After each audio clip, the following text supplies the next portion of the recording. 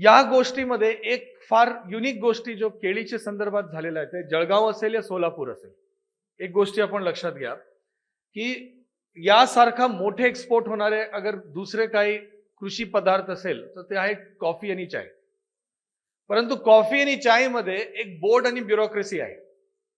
म्हणजे त्या ठिकाणी अफसरशाही आहे. त्या ठिकाणी अगर तुम्ही एक कॉफी प्लांटर असेल आणि तुमची काही चायचे उद्यान असेल, ज्यापर्यंत हा बोर्ड जे तुम्ही चक्रामध्ये नाही जाऊन त्या ठिकाणी तुम्ही अडकत नाही, त्यापर्यंत तुम्हाला कुठल्याही प्रकारची जो सोल्युशन्स आहे त्या ठिकाणी मिळत नाही. आणि मला एक गोष्टीचा आनंद आहे आणि एक गोष्टीच्या म्हणजे एक केळीच्या संदर्भात एक फार चांगली गोष्ट आहे.